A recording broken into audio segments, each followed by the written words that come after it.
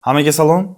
Bu oxirgi video va videoni ko'rishingizdan oldin sizga bitta narsani eslatib o'taman. Videoni ko'rish davomida betaraf bo'lib ko'ring videoni. Chunki kimgadir bo'lgan simpatiyangiz sizni haqiqatni ko'rishdan to'sishi mumkin. Hatto menga ham simpatiya bildirmang, faqatgina berilayotgan informatsiyani, xabarlarni filtr qiling, adekvatni yechim qabul qiling. Do'stlar, xabaringiz bor, 2 oy oldin sohani, ya'ni trading sohasini noto'g'ri talqin qilayotgan insonlarni gapirib chiqqandim va bu narsa juda ham katta hype bo'ldi. Va buni ortidan bunaqa hype bo'ladi deb o'ylamagandim. Buni hozir yakunlash niyatidaman. Nima uchun o'sha vaqt yakunlamading deydigan insonlar uchun aytmoqchiman. Buni o'ziga yarasha sabablari bor va meni juda ham katta loyiham bor. Bu loyihani mana ko'rishlaringiz mumkin.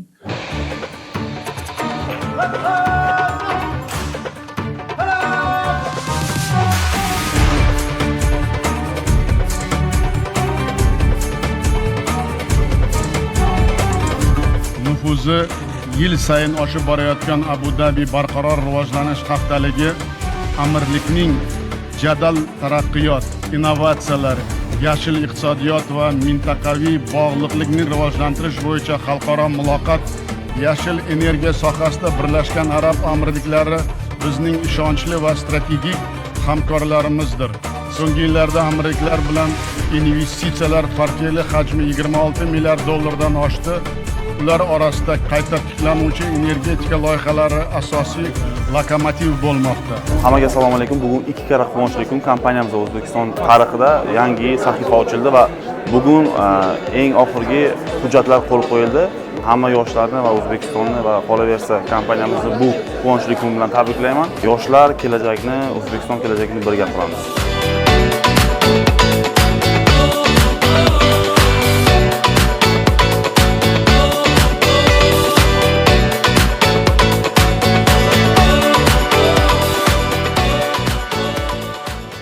Ya'ni O'zbekistonda energetika yo'nalishida shamol elektr stansiyasini qurish va Crypto Miners kompaniyam bor, Dubayda joylashgan mining kompaniya va shu o'rinda aytib qo'ymoqchiman, menga ko'p tuhmatlar bo'ldi bu kompaniya borasida.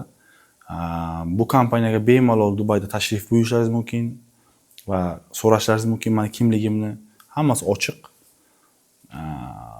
Va yanvar oyida bu boshlangan bo'lsa, biz 13-yanvarda Birlashgan Arab Amirliklarida prezident delegatsiyasi tashrif buyurgandi, ya'ni O'zbekiston Respublikasi prezidenti delegatsiyasi Abu Dhabiga tashrif buyurgandi va biz o'sha yerda shartnomalar imzolagandik. Shu munosabati bilan men bu tradingdagi o'sha sizlar aytayotgan kamchiliklarni, men ko'rsatayotgan kamchiliklarni salgina ko'rsatish orqaga qolib ketdi. Nima uchun bunaqa olib chiqyapsiz degan savol bo'lishi mumkin. Kimdirlar aytayapti hype uchun. Yo'q do'stlar, menga hype kerak emas, chunki shunaqa loyihalarim bor, shunaqa bizneslarim bor, menga hype kerak emas. Men asosiy menga manfaat bundan insonlarning ko'zini ochish, ya'ni sohada ekspert sifatida, ya'ni ham inson sifatida insonlarning aldanishini ko'rib chidab turib bilmaganim uchun bu narsani qilyapman. Bitta narsani tushuninglar. Hype deyapsizlar. Menga hypedan nima naf? Qachonki men kurs sotmagan bo'lsam, hech qachon chiqib kurs sotib olinglar, kurs olinglar, men kurs sotaman demaganman va signal kanal boshqa narsa sotmaganman. Hammasini hattoki bepul tarzda taqdim qilyapman, shu insonlar o'rgansin degan maqsadda. Do'stlar, xabarlaringiz bor, o'sha biron kishini orqasidan gapirmaganman. Bu narsani asosiy gapirib chiqishimdan asosiy maqsadi nima bo'lgan? To'g'ri, insonlar trading sohasini juda ham rasvo qilib yuborishdi. Har xil ma'lumotlar, yolg'on ma'lumotlar bilan insonlarni aldab kurs sotish boshqa bo'lib ketdi, lekin eng o'ta cho'qqiga chiqqani bu $500 dan $1,5 million qildim deb chiqqan Shohrux bloger. Xudo mana tarixga muhrlab qo'ydik, $1,5 millionni. Ya'ni prosta $1,5 million emas, $473 balansdan $1,5 millionni. $5,000 dan kim necha ming dollar qildim deb chiqqan o'sha Shohrux bloger. Bu narsa uje o'tib tushdi. Bu narsa xalqni qo'y deb o'ylash, bu narsa xalqni hamma narsaga ishonadi, savodsiz deb o'ylash deb tushundim va bu men uchun haqorat edi. Ya'ni ekspert sifatida bu narsani ko'rib turib, xalqqa aytmasam, xuddi ularning yolg'oniga sherikday o'zimni his qildim. Do'stlar, tushuninglar, hype deyapsizlar, aslida hype o'sha ular qilayotgan soxta ssenariylashtirilgan poygalar emasmi? Ya'ni insonlarni chuv tushirib, ya'ni bilib turib yolg'on qilish. Masalan, hayb deganda yavni sizlarga keltirib beraman. Ko'rishlaringiz mumkin. Doniyor Qayimovga o'sha BMW sovg'a qildim deydi Shoh aka. U oladi. Doniyor Qayimov aytadiki, bu BMWni o'zim ishlaganman deydi. Lekin logichniy masalaga nima bo'lganini tushuntirib beraman. Shuncha mehnat qilasan, uxlamaysan. Shuncha mehnat qilasan, uxlamaysan, harakat qilasan, ideya qilasan, shuncha nima deydi? Продвижение qilasan, shuncha harakat qilasan, o'zing ustingda o'rtog'ing uchun ishlaysan, shuncha harakat qilasan, ideya qilasan, davay O'zbekistonni yoramiz, zo'r proyektlar qilamiz deysan, shuncha narsa qilasan, o'shani mukofotiga BMW olasan, lekin odamlar seni it egasini qopadi, it qutursa egasiga o'sha tashlanadi degan gaplarni ko'rasan. Qarochi o'zing mehnat qilib ishlagan, olgan mashinangni o'zing mazza qilib hayda olmaysan. Mana shu narsa eng odamga abidli narsa bo'ladi. Mamaqa narsa qilsam, bunaqa narsa bo'ladi. Keyin o'rtoq mamaqa qilaylik deb oldida turdim men. O'zimni pulim bo'lsa ham, o'sha samanga mana shu BMWni qay. Menga mana shu BMW yo'qdi dedim. O'rtog'im menga mana shu BMWni olib keldi. O'shaning uchun menga BMW kerak emas. Menga to'g'risi hech qanday narsa kerak emas.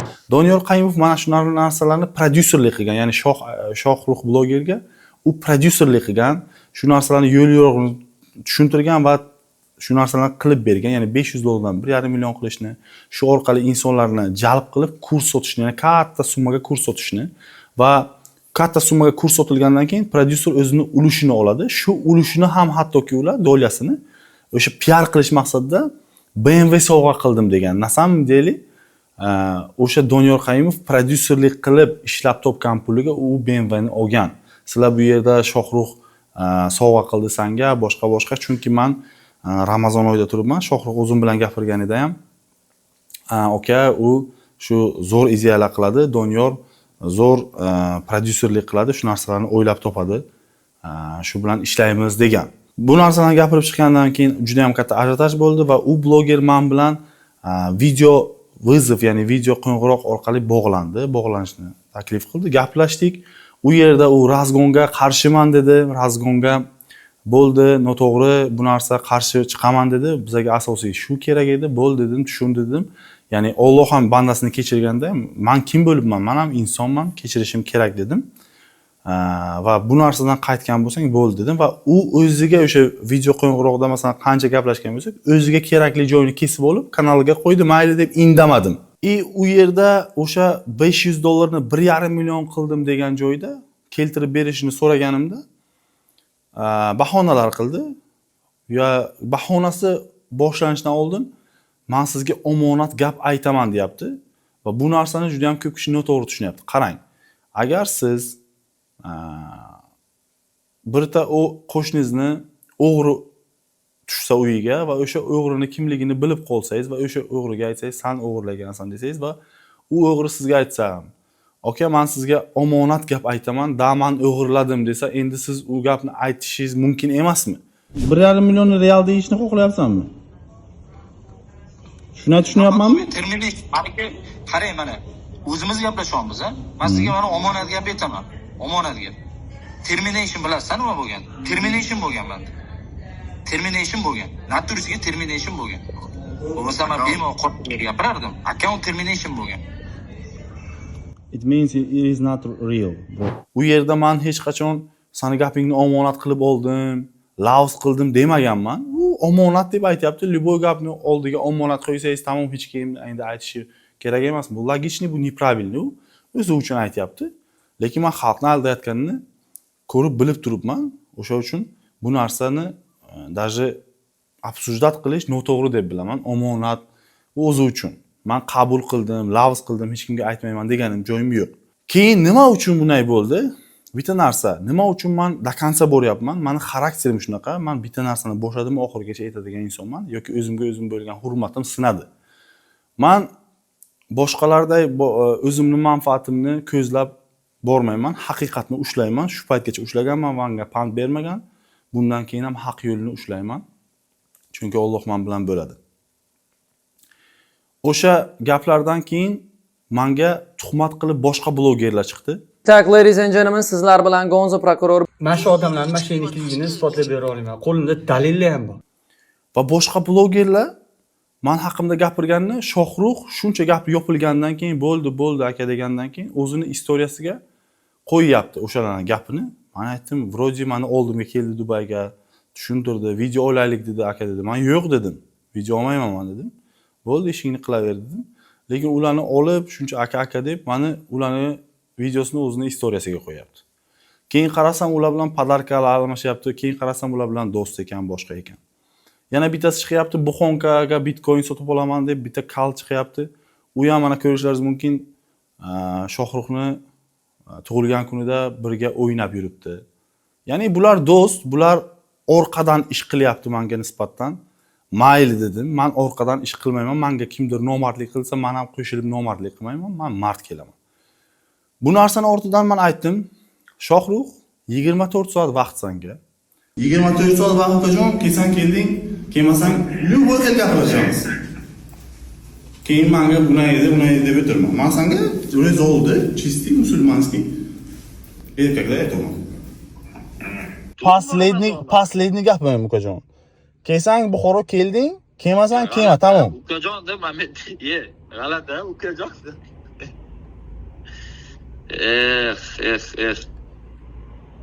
Millet 8 soatli. Zaadni ziyorat qilib ketasan. Nimani ziyorat qilaman? Men sirazi qaytaman, ishim tiqilyapti o'zi, aka. Yo, Buxoro kelding-ku o'zi ziyorat bo'ladi o'zi. Hozirda ustozlar sabr qilib turing, Xitoydan kelsinlar, birga borib kelamiz. Yo, aka men akani ovora qilib nima qilaman? O'zi u yoshi bola emas-ku, katta bola-ku. O'zi uchun o'zi javob berib biladi-ku. Men hayotimga lekin otam men uchun bormaydi, lekin men bilmayman lekin. Rostdan men o'zim ishlat qilaman problemamda. To'g'ri. Chiqib ketyapti-da. Bo'ldi, kever o'zimiz hal qilamiz. Amakinga aytdim. Masalan, kechroq bo'lsa ham aka, naq qilasizmi, uxlab qolmaysizmi? Men uxlamayman. Bo'ldi, aka. O'zbekistonga keldim. 24 soat vaqt kelsan kelding, bu majburlash emas, bu ogohlantirish. Chunki ogohlantirmasdan turib faktlarni chiqarish bu erkak kishining ishi emas. 24 soat vaqt Buxoro kelsan kelding, kelmasang ham o'zing bilasan. O'zingning ixtiyoringdan majburlash yo'q. Faqatgina men shuni media orqali chiqaraman, bir og'iz ogohlantirib qo'ydim dedim. Fakt nima edi? $500 $1,5 million qildim, $5,000 necha ming dollar qildim deb chiqqandan keyin bu narsa juda katta yolg'on va juda xalqni omi deb o'ylash, shu narsani hazm qiladi deb o'ylash edi. Bu narsani men shuncha katta proyektlar bilan ishlayman, естественно, dunyoning eng yirik yuridik kompaniyalar bilan ishlayman. Top 5 talikka kiradigan yuridik kompaniyaga buni haqiqiyligini tekshirishni aytdim. Va ular tekshirib chiqishdi va broker bu narsa ularning hisoblariga umuman to'g'ri kelmasligini, bu narsa yolg'onligini aytishdi. Va bu yerda Shohrux termination bo'lgan, boshqa bo'lgan deyapti. Dakansa bordik. Brokerning o'zi aytayapti, bizlarni nufuzimizni tushirish uchun yoki o'zingizni aldanib qolmasligingiz uchun yolg'on xabar tarqatadigan blogerlarga, qo'shtirnoq ichidagi treyderlarga ishonib qolmanglar deyapti. Bu narsa bizlarni ma'lumotlarga umuman to'g'ri kelmaydi deb bizlarga yakuniy qaror beryapti va buni yolg'onligini bilardim va Shohrug'ga buni aytgandim. O'sha uchun, buni bilgani uchun u 24 soatda Buxoroga keldi. Aksincha bo'lganda u nima uchun 24 soatda Buxoroga kelardi? Masalan, bir kishi sizga aytsa 24 soatga kelmasang shunaqa ma'lumotlarni chiqaraman desa, siz bu ma'lumotlar noto'g'ri bo'lsa, nima uchun borasiz? Logichni o'ylasangiz, borib o'tirmaysiz. Shuncha ishingiz bo'lsa. Xo'p do'stlar, o'sha meni nomimga tuhmat qilib chiqqan blogerlar javobini oldi, ko'rdi. Menda kompaniyalar bor, yana bir bor aytayapman, kompaniyalarimni ko'rishlaringiz mumkin. Bemalol Dubayga borib tashrif buyurishlaringiz mumkin, tanishishlaringiz mumkin, kirib so'rashlaringiz mumkin. Va bu blogerlar o'z og'zi bilan aytgan bu narsalarni keltirib berganimizdan keyin. Gonzo prokuratura sizlar bilan Abdurahmon, biz erkakchi u keldi, bizga keltirib berdik. Bizning faktimiz bo'yicha hozir Aziz chaqirganmiz. Aziz hech qanaqa firibgarlik bu masala emas. Ты можешь говорить на русском тоже. На русском могу. Азиз пришел, ничего не смог предъявить, в принципе, 3000 ты у него отработал красиво, это его деньги. Если хочешь, может обращаться в суд, но Гонза прокуратура оправдывает, здесь никакой вины Абдурахмана нету. Второе, насчет 700 миллионов долларов, насчет его твой бизнес-проект. Абдурахман нам сказал, что он строит в Бухаре ветряные мельницы, и этот проект с 2025 года по 30 должен быть закреплен, и дай Бог, у нас будет электричество без перепадов. Благодаря этому человеку мы желаем ему все удачи, будем следить за его успехом. Он также против разгона и Форекса. Вот. Насчет его компании CryptoMiners. Она вся находится в Дубае, он может предоставить все документы, которых у меня, к сожалению, нет, потому что Дубай это закрытая платформа. Он является оптовиком, он может сделать вам хостинг и также поставить вам криптооборудование. Вот. Чем он занимается, в принципе. Он это нам объявил, сказал, я никогда не говорил, что он мошенник, я просто говорил, что на это есть намеки. То, что если его кто-то кинул конкретно, можете прийти, вот здесь сядьте, как мужики поговорите, без рукоприкладства, куча Ольян учун, здесь конкретно я прощик. И почему у него на фирме 100 миллионов всего установок капитала, он объясняет этим, то, что он в Дубае работает, у него там фирма, у него есть там инвесторы и так далее, зачем ему в Узбекистане эта фирма вообще нужна? Вот. Abdurahmon biz kelishdik, hech qanaqa xafa bo'lish yo'q. Yangi bloger, men уже eskiman, bilaman, shu nitishkalar, provokatsiya qilish qanaqa и так далее. Но я его никак не хотел оскорбить, что мы братья, как бы ничего личного, да, просто бизнес, просто Инстаграм, просто контент. Надеюсь, ничего нет такого. Да, я тебе все доказал, да? Все доказал. Va bizni o'sha 700 million dollarlik loyihamiz haqida gapiradigan bo'lsak, 700 million dollarlik loyiha, bu loyiha qiymati 700 million dollar pulim bor demaganman. U qurilishga 2030-yilgacha 700 million dollar investitsiya jalb qilinadi. Ya'ni o'sha proyektni qurishga 700 million dollar ketadi deganmiz. Va bu proyektni marhamat ko'rishlaringiz mumkin davlat saytlarida, davlat nashrlarida shu narsa haqida gapirib o'tilgan va imzolaganmiz, vazirlar bilan uchrashuvlar bo'lgan. Bu narsani ofitsial hamma joyda ko'rishlaringiz mumkin. Bu narsalar yolg'on emas. Haqiqatni masalan o'zlaringiz mana haqiqatni olib chiqyapmiz, ko'rishlaringiz mumkin. Shohrux Buxoroga kelganidan keyin o'tirdik, gaplashdik, tushuntirdim. Bu juda ham uzun mavzu bo'ldi. U ko'rishlaringiz mumkin, bu narsalarni tushuntirib bergandan keyin men uni bir o'zi kelmadi. Men o'ylagandim bir o'zi keladi, chunki men biron joyga borsam bir o'zim borganman, faqat bir o'zim muammomni hal qilganman. Shunday o'rgatishgan menga. U akalari bilan keldi. Men tushundim, что u bilan gaplashish kerak emas, akalariga tushuntirish kerak. Akalari bilan gaplashdim. Akasi juda yaxshi tushunadigan inson ekan. Unga tushuntirib bergandan keyin akasi juda yaxshi tushundilar. Aytdilar, da, bu noto'g'ri ekan, boshqa o'zlaringiz ko'rishlaringiz mumkin. Men nabarot bular qarama-qarshi tushunishi mumkin. Может, xudo nabarot sabab qilib yuborishdan kerak. Mana bularga yolg'on qilma. Agar odamlarni aldab sotibdi-ku, bu harom bo'lmasa nima? Harom yema deyotgan odam, sizga harom yema deyotgan odam sizga dushmanmi? Men endi harom yema deydigan, meni do'st, harom yeyapsan degan dushman. Yema deyapman. Agar yeyapsan deganimda, men ko'rsatdim chiqadi. O'zim shuni ularni menga tashabbuslandim, hammasini. Yuristim. Hammasi bo'ladi. Bo'lmasa men chiqib gapirmasdim o'zi o'sha bo'ldi. Kiropmanda. Mazkur raqam bizga tegishli emas va undagi daromad haqidagi ma'lumotlar bizning rasmiy xatlarimizga mos kelmaydi. Nima? Extend support chiqyapti. O'sha akkaunt. Chunki yurishi shu hammasi bu yerda period qilib yuboradi. Mazkur raqam bizga tegishli emas va undagi daromadlar haqidagi ma'lumotlar bizning rasmiy xatlarimizga kelmaydi. Shuning uchun bu kabi reklamalarga ehtiyot bo'lishingiz kerak. Biz firibgarlikni to'g'riga qarshi qat'iy choralar ko'rmoqdamiz.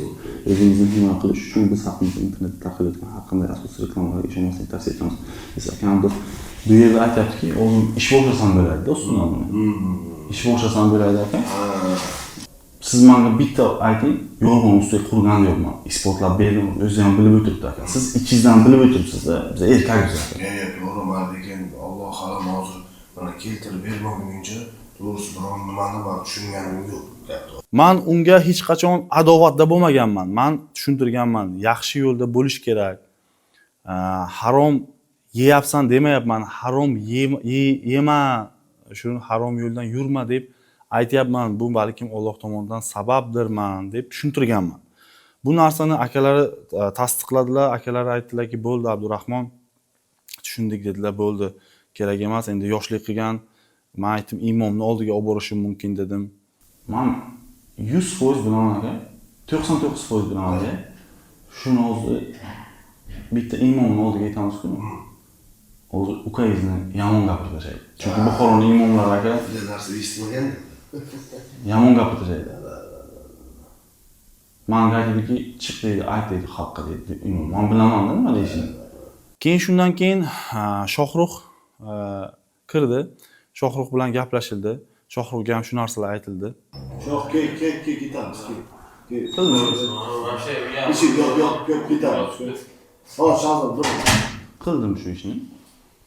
Uzr desa aka, u hech kim Qulab tushib o'qimaydi. Sizga tushuntirdim-ku. Haromni yema degan boshqa, harom yeyapsan deyish boshqa. Men tushunib oldingiz. Nima palazayman, aytib tushuntirdim.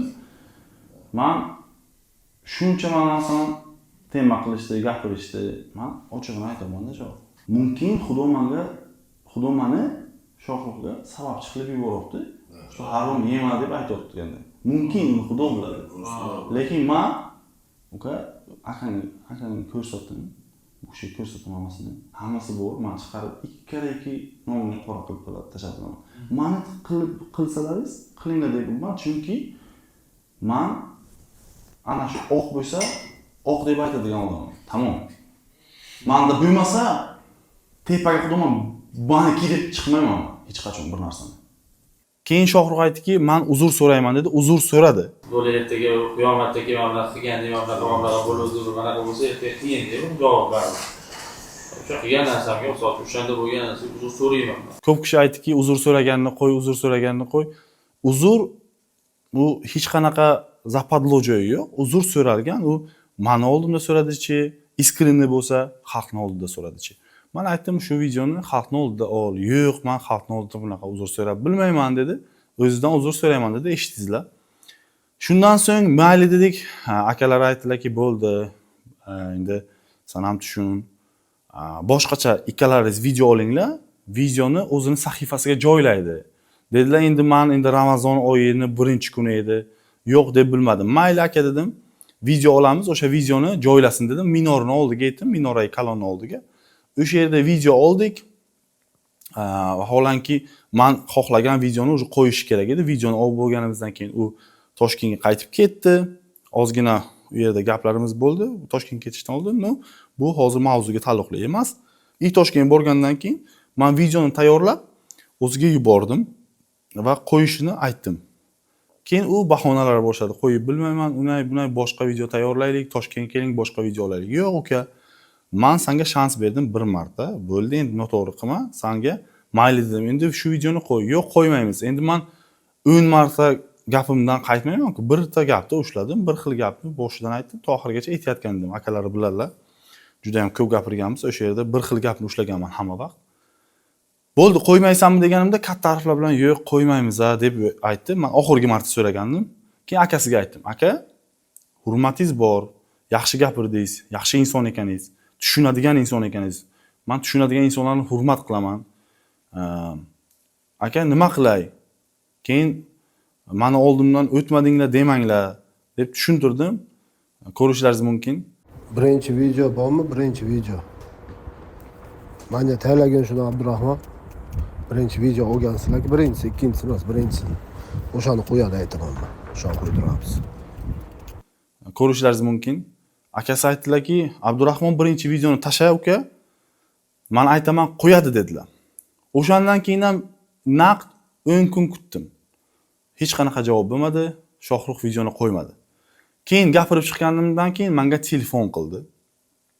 Telefon qilgandan keyin so'kinishni boshladi. Men so'kinmadim, eshitib o'tirdim, mayli dedim. Uka dedim. Endi shu gaplaringga javob bera olasanmi dedim. Men boraman, bir o'zim boraman, sen bilan gapiraman dedim. Da mani pulim bor, da mani aqlim bor, chunki u bilan masjidda Toshkentda ko'rishganimizda men trading haqida gapirib berganman. Ali aka ko'p narsani o'rganishim kerak ekan deb aytgan o'zi. Znaniya bo'yicha gaplashamizmi yoki boshqami dedim, qo'y uka dedim. Lekin u menga so'kinib ketdi, men so'kinishlarini javobsiz qoldirmayman baribir. Bu noto'g'ri narsa. Tushuntirdim, shu narsani nima uchun videoni qo'ymading desam, "Ha, nima uchun siz menga telefon qilmadingiz?" Xuddi men bilan o'ynayapti-da. Men yosh bolaman, men unga har zamon telefon qilib videoni qo'y demayman. Bir marta aytaman, qilsa qildi, qilmasa o'zi biladi. Hech qanday majburlash bo'lmagan. Shu uchun do'stlar, men oxirida nima demoqchiman? Bu mavzuni to'xtatamiz. Men insonlar aldanmasin deganman. Vijdonni oldinga qo'yish kerak. Hozir tradingdan pul qilib, o'rgataman deb pul qilib yurganlar, aldayotganlar, to'xtanglar. Bunaqa yolg'on PRlar menga emas, ularga xos bo'lyapti. Yolg'on poygalar, insonlarni tortib olish, $500 million qilish, razgonlar. Sizlarga tushuntirib berdim. Bu qanday ishlaydi? 2 oyda dars berishni o'rganadi. Boradi bir 100 ta odamni to'dalaydi, shunaqa PR qilib 100 ta odamni 2 oy o'qitadi-yu, aytadiki, "Davay shotlaringizga $1000 solib kelinglar" deydi va ularni razgon qildiradi. Va bozorda faqat ikkita yo'l bor. Yo tepa ketadi bozor, yo past ketadi. Ularga "Davay savdo qilinglar" deb motivatsiya beradi. Broker bilan kelishadi, ya'ni broker bilan qanaqa kelishuv bo'ladi? Broker aytadiki, "Mani brokerlik kompaniyamga shu mijozlarni olib kelsang, studentlaringni olib kelsang, ular yo'qotgan puldan men senga 70%, 50%dan to 70% gacha pul beraman yoki 80% gacha pul beraman" deydi. Vaholanki 100 ta bola savdo qilishni boshladi, bir 80 tasi bu kak xumor bo'ladi bu yerda. 80 tasi polibom pulni yo'qotsa, 20 tasi polibom ishlaydi, chunki o'zi ikkita yo'l bor, 50%. Ehtimollar nazariyasi bilan olib qarasak 50%. Yo tepa ketish, yo past ketish. 20 tasi agar pullik bo'lsa, o'xshasa savdosi, ularni sirazi reklama qildirishadi. Ana bugungi natijamiz, o'quvchimiz buncha ishladi, buncha ishladi, buncha ishladi. 80 ta bolaga aytadiki, "Qaranglar, yo'qotgan 80 kishi yo'qotadi-ku pulini, ulardan brokerdan o'zini shotiga pulni oladi.